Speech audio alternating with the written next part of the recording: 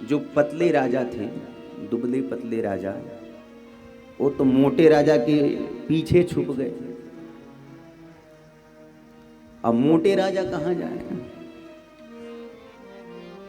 एक राजा बोला कि मैं पहले ही कह रहा था कि धनुष तो टूटा नहीं, अब यहां से चले जाना चाहिए, पर तुम ही कह रहे थे कि तमाशा देख करके जाए। अब देखो तमाशा।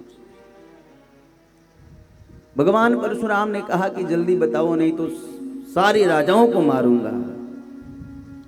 सारे राजा महाराज परशुराम जी के चरणों में दंडवत प्रणाम किए। पितु समेत कही कही निज नामा, लगे करन सब दंड प्रणामा। परंतु महाराज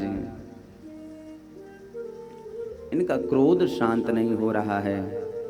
और जैसे परशुराम जी ने राम जी का दर्शन किया है, राम ही चित ही रहे थकी लोचन, रूप अपार मार मद लोचन। जनक जी ने आकर के महाराज प्रणाम किया है, भगवान शांत हो। राम जी सिंहासन से खड़े हुए हैं और बड़े विनम्र भाव से जाकर के भगवान परशुराम के चरणों में प्रणाम कर रहे हैं और कह रहे हैं, इस धनुष का भंजन करने वाला भगवान कोई आपका दास ही होगा। ये है विनम्रता प्रभु श्री राम की। नाथ संबोधन भंजनिहारा, नाथ संबोधन भंजनिहारा,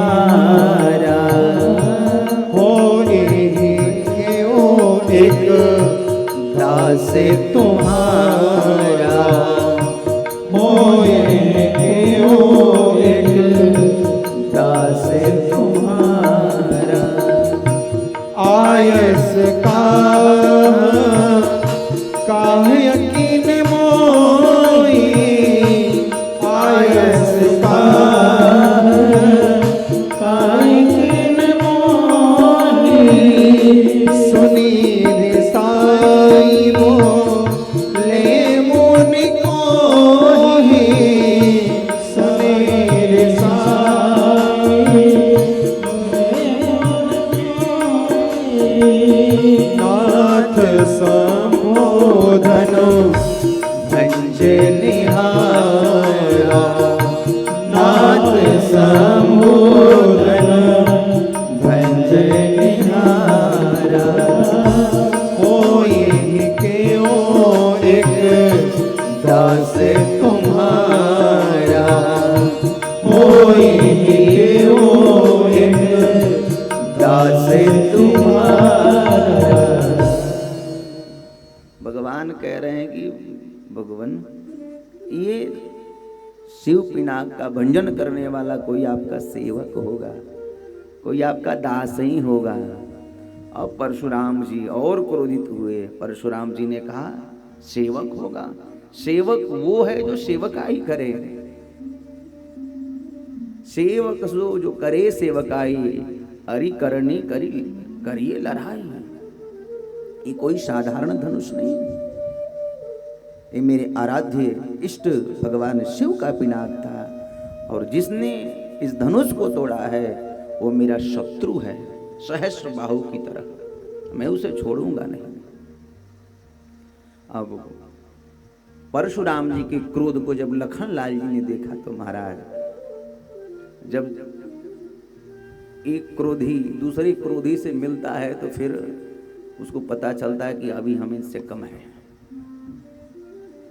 लखनलाल जी आगे उठ बैठे, क्योंकि राम जी को कोई कुछ कहे लखनलाल जी सुन नहीं सकते। रघुकुल मणि के ऊपर कोई समस्या आए तो फणी शांत नहीं बैठ सकते हैं। और सर्प के मणि को कोई हाथ लगाए कुछ करे तो सांप उसे छोड़ेगा महाराज। रघुवंश मणि है प्रभु श्री राम, और लखनलाल जी शेषावतार हैं। तो मणि को कोई कुछ कहे, मणि के ऊपर विपत्ति आवे, समस्या आवे तो फणी शांत नहीं बैठ सकते हैं। लखनलाल जी ने आके कहा कि अरे महाराज कैसी बात कर रहे हो, बचपन में तो हमने बहुत सारी धनुष तोड़े थे, परंतु उस समय हमारे पिता ने क्रोध नहीं किया, किसी ने कुछ नहीं कहा। और इस धनुष के प्रति आपकी इतनी ममता क्यों है? अब देखिए, लखनलाल जी ने परशुराम जी के मर्म के ऊपर प्रहार किया है। जो परशुराम जी घर द्वार माता पिता सब छोड़ करके महेंद्र पर्वत पर जाकर के तप कर रहे हैं, ऐसे तपस्वी को कह रहे हैं कि आपके भीतर ममता क्यों है? मर्म पर प्रहार किया।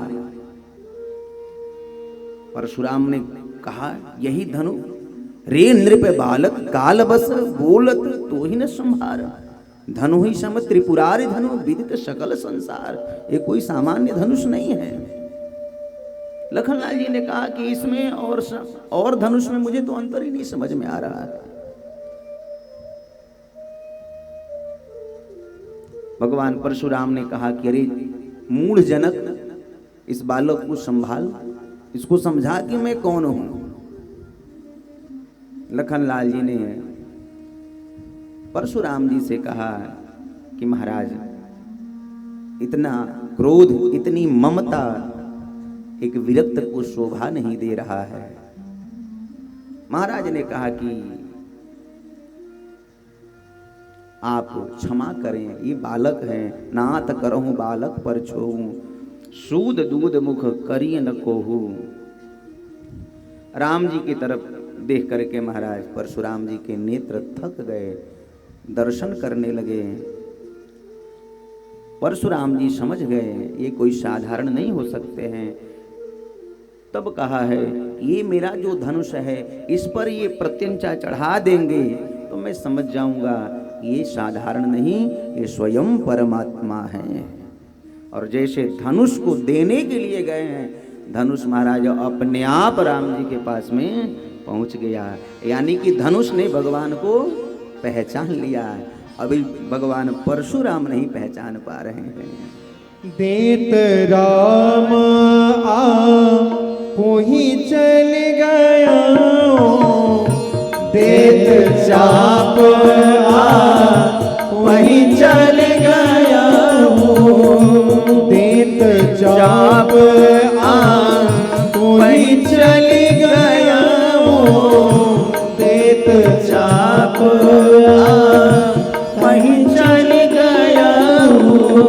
परशुराम मन विस्मय भयो, परशुराम मन विस्मय भयो। देत चाप आप ही चली गयऊं, परशुराम मन विस्मय भयऊं। परशुराम जी भी समझ गए ये कोई सामान्य नहीं है। जाना राम प्रभाव तब पुलक प्रफुल्लित गात, जोरी पानी बोले बचन हृदय न प्रेम अमात। और जैसे धनुष पर प्रत्यंचा चढ़ाया, परशुराम जी ने हाथ जोड़ लिया, अरे मैं पहचान गया आप स्वयं परमात्मा हैं। भगवान ने कहा कि मैंने अब धनुष पर बाण का अनुसंधान कर लिया है और मेरा बाण अमोघ, ये अमोघ बाण अन्यथा नहीं जाता है। अब बताओ मैं इस बाण को कहाँ छोड़ूं? जहां छोड़ूंगा वहां पर महाराज प्रलय हो जाएगा।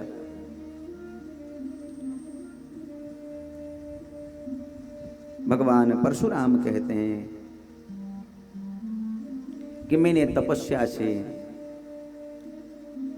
जो जीवन में सुकृत प्राप्त किया है, आप मेरे सुकृत को नष्ट कर दें, क्योंकि मेरी द्रुतगामी शक्ति को नष्ट करेंगे तो मेरे लिए समस्या होगी। क्योंकि मैंने इस पृथ्वी को ब्राह्मणों के निमित्त ब्राह्मणों को दान में दे दिया है, और इस पृथ्वी पर मैं निवास नहीं करता हूँ, शयन करता हूँ महेंद्र गिरी पर्वत पर, इसलिए आप मेरे सुकृत को नष्ट करें। और वहाँ से परशुराम भगवान के चरणों में प्रणाम करके प्रस्थान करते हैं। देखिए, एक ही समय में दो अवतार हुआ, परशुराम भी भगवान के ही अवतार है। वैसे तो एक ही युग में दो राम हुए, इनका भी नाम राम ही था, परंतु परशु धारण करने से इनका नाम पड़ा परशुराम।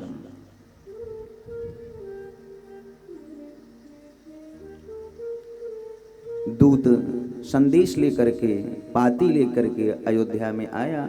आप सभी ने कल श्रवण किया। महाराज बारात लेकर के पहुँचे हैं। सबसे आगे आगे महर्षि वशिष्ठ जा रहे हैं, उनके पीछे महाराज संत ज्ञानी ब्राह्मण जा रहे हैं।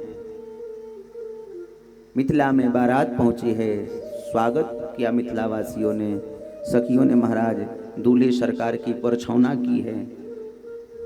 परछौना जानते हैं आप लोग? यहाँ होता है आपके यहाँ छत्तीसगढ़ में? सखियों ने दूल्हे सरकार से, सखियां पूछ रही हैं, ये दो दूल्हा ये गोरे कैसे हैं, दो सांवले क्यों हैं? सखी दुई के वो सांवरगात, राम जी को स्वागत करो। सखी द्वारे आई, बरियात राम जी का स्वागत करो। समधी जी देखो हाथी पे बैठे, और मुख में चबावत पान, राम जी का स्वागत करो। लाज शर्म सब गिरवी रख कर देखो कैसे हाथी पर बैठ करके आए हैं। सखियों ने महाराज बारात का अभिनंदन किया। उसके उपरांत विवाह संस्कार संपन्न हुआ। प्रभु श्री राम भगवती सीता जी के संग में पानी ग्रहण संस्कार संपन्न कर रहे हैं। श्री भरतलाल जी मांडवी जी के साथ में पानी ग्रहण संस्कार संपन्न कर रहे हैं। श्री लखनलाल जी उर्मिला जी के संग में, और श्री शत्रुघ्न लाल जी श्रुति कीर्ति के साथ में पानी ग्रहण संस्कार संपन्न कर रहे हैं। उसके उपरांत महाराज फेरे लिए हैं। वो फेरे होते हैं ना विवाह के बाद में, सप्तपदी 7 वचन होते हैं, है ना गुरुजी? अब फेरे भी पड़ रहे हैं। बड़ी सुंदर झांकी है। सारे देववृंद आकाश में आच्छादित होकर के इस दृश्य का दर्शन कर रहे हैं। इंद्र अपने आप को बड़े कृतार्थ मान रहे हैं। गौतम ऋषि ने श्राप नहीं दिया। इंद्र के शरीर में जो 1000 छिद्र हुए थे वो 1000 नेत्र हो गए थे, और सारे देवता 2 नेत्रों से राम जी के विवाह का दर्शन कर रहे थे। और आज इंद्र हजारों नेत्रों से जो है राम जी के दिव्य विवाह का दर्शन कर रहे हैं। कुंवरी कुंवरी कल भावर दे, कुंवरी कुंवरी कल भावर दे, नयन लाभ सब सादर ले, नयन लाभ सब सादर ले। उसके उपरांत कोहबर लीला हुई है। विवाह के बाद में कोहबर होता है। वहां पर दूल्हा और दुल्हन एक दूसरे को कुछ खिलाते हैं। मिथिला का नियम है दही खिलाते हैं। पहले तो जो कुल देवता होते हैं उनकी पूजा होती है, उसके बाद में एक दूसरे को दही खिलाते हैं, कहीं पे कुछ मीठा खिलाते हैं, और सखियां रहती हैं। बड़ी विनोद की भी बातें होती हैं वहां पर। तो सखियों ने क्या किया,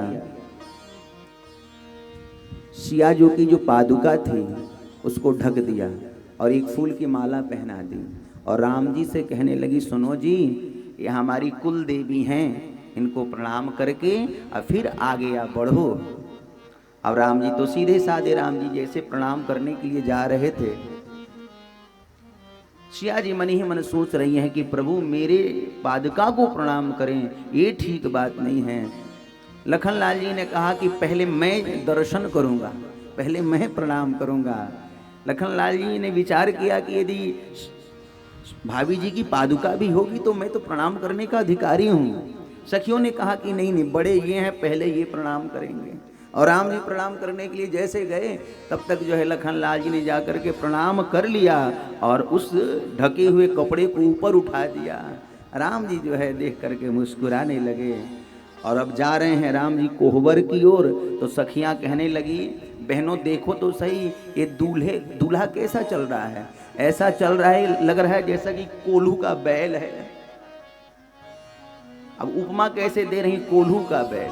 कोल्हू का बैल क्या करता है? पेरता है, सरसों पेरता है। इनका भी तो वही काम है, जीवों को पेरते हैं। 84 लाख योनियों में है जो है चक्कर कटाते हैं। जैसे कोल्हू का बैल चक्कर काटता है, ये भी जीवों को चक्कर कटाते हैं। कोल्हू की बैल की तरह ही चल रहे हैं। सखियां क्या कह रही हैं, आप लोग भी सुनिए। पग धीरे कैसे दूल्हा धरत है सखी, पग धीरे कैसे दूल्हा धरत है सखी। चल धीरे जैसे कोल्हू के बरत है सखी, चल धीरे जैसे कोल्हू के बरत है सखी। चल धीरे जैसे कोल्हू के बरत है सखी, चल धीरे जैसे कोल्हू के बरत है सखी। ऐसी उपमा में कौन विवेक है सखी, ऐसी उपमा में कौन विवेक है सखी।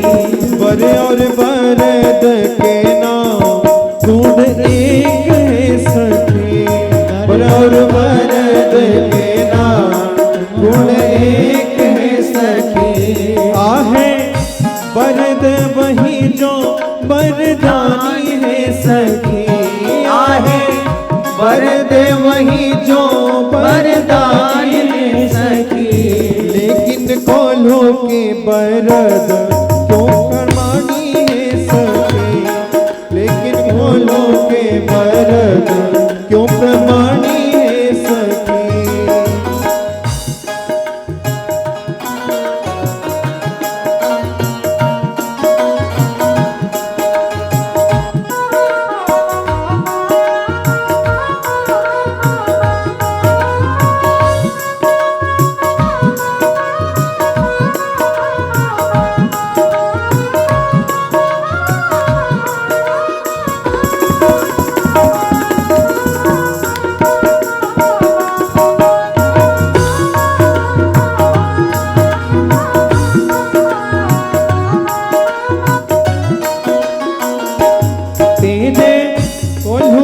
बरद सरसों घानी है सखी, तेरे कोल्हू के बरद सरसों घानी है सखी।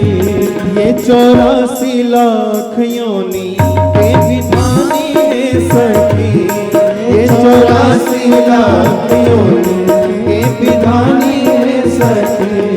पग धीरे कैसे दूल्हा धरत है सखी, पग धीरे कैसे दूल्हा धरत है सखी। चल धीरे जैसे कोल्हू के बरत है सखी, चल धीरे जैसे कोल्हू के बरत है सखी।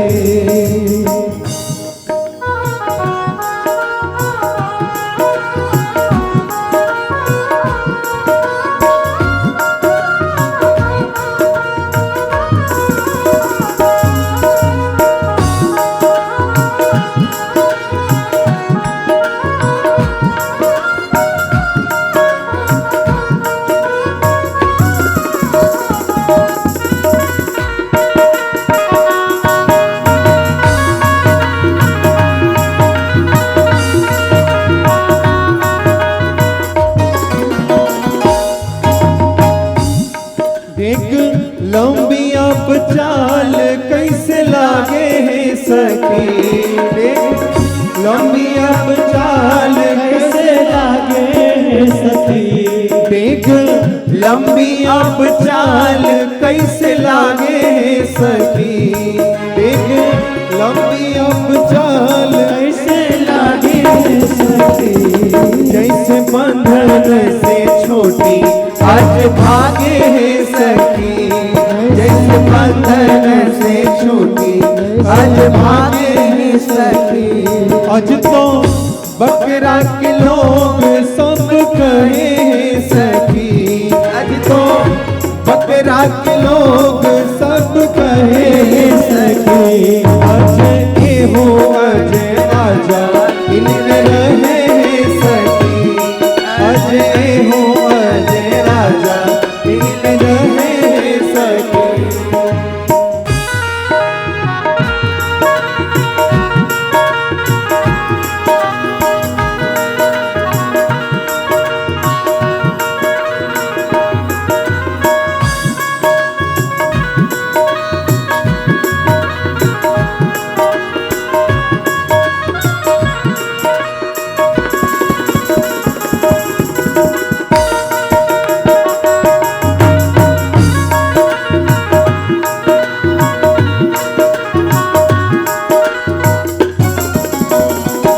कैसे लागे अब अंगना में ठाणे हैं सखी, कैसे लागे अब अंगना में ठाणे हैं सखी।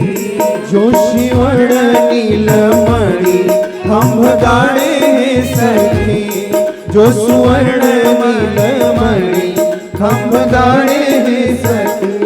हम जड़ किंतु दुल्हा तो चेतन है सखी, हम जड़ किंतु दुल्हा तो चेतन है सखी। जड़ चेतन मेरा नहीं अन्न है सखी, जड़ चेतन मेरा नहीं अन्न है सखी। जड़ चेतन मेरा नहीं अन्न है सखी, नहीं अन्न है सखी, नहीं अन्न है सखी। आप लोग को समझ में आ रहा है कि नहीं? नहीं आ रहा, थोड़ी थोड़ी आ रही है ना, आप समझ लीजिए। पग धीरे कैसे दुल्हा धरत ए सखी, जैसे कोल्हू के बरत